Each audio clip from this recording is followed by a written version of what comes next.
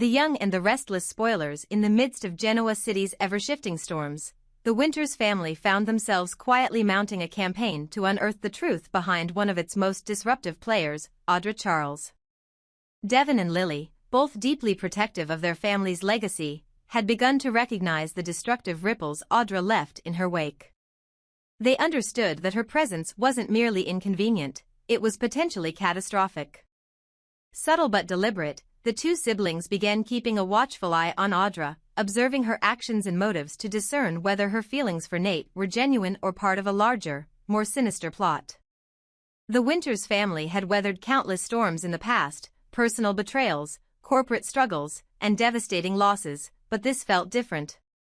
Audra was an unknown force, manipulative, charming, and endlessly enigmatic.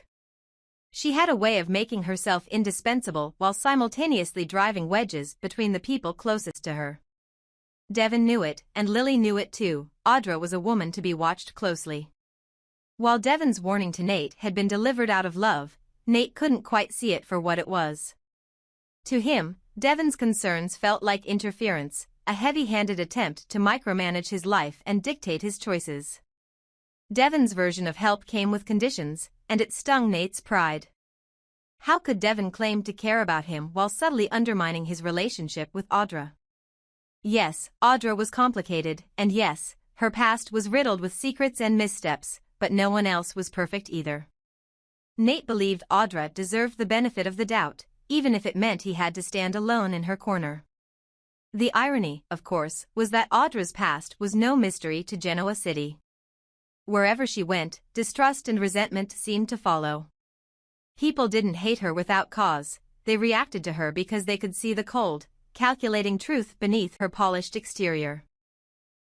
Audra was a woman who wore masks with precision, who never offered her heart freely because she never meant to give it at all.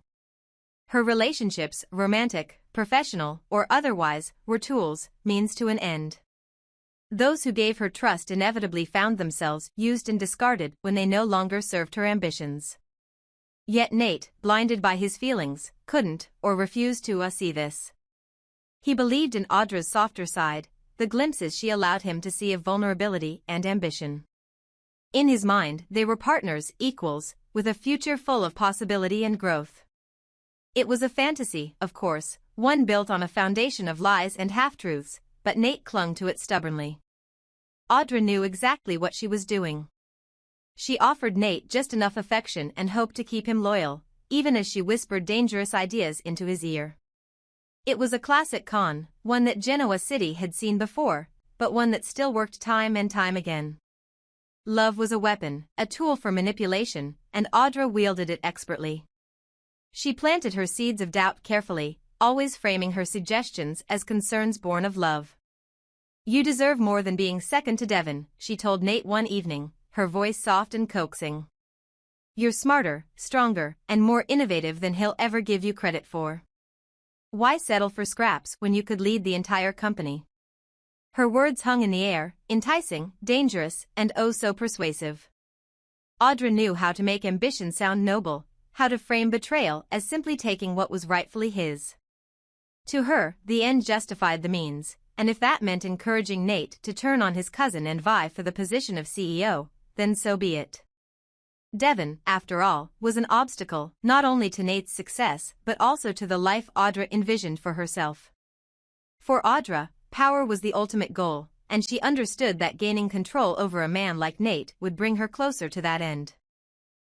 She didn't love Nate in the way he loved her. To her, he was a stepping stone, a key to the empire she sought to claim.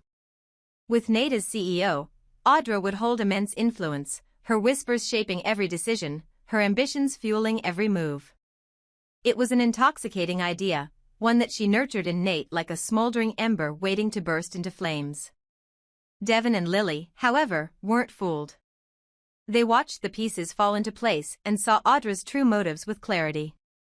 She wasn't just an interloper, she was a saboteur. Devon could see Nate slipping further under Audra's influence, and it infuriated him.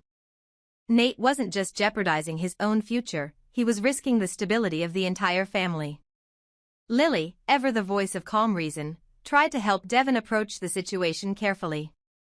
Blunt confrontation had only pushed Nate further away. If they were going to save their family and company, they needed a plan to expose Audra for who she truly was. The question remained, would Nate listen before it was too late? Deep down, Nate struggled with his own doubts. While he trusted Audra, or told himself he did, there were moments when her words didn't sit right.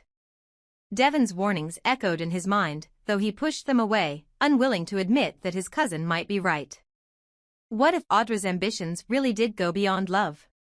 What if she saw him not as a partner but as a pawn? The thoughts lingered in the back of his mind, unwelcome and persistent.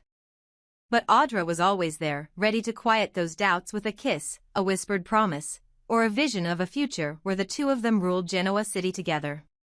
For now, the pieces were still moving, but the battle lines had been drawn. Devon and Lily were determined to protect their family at all costs, even if it meant exposing Audra and forcing Nate to face a painful truth.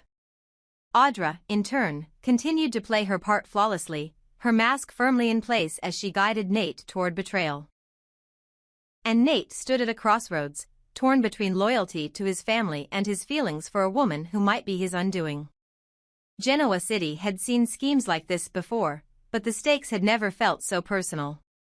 As the year came to a close, the question loomed large: would Nate see the truth before it was too late, or would Audra succeed in driving the Winters family to the brink of destruction?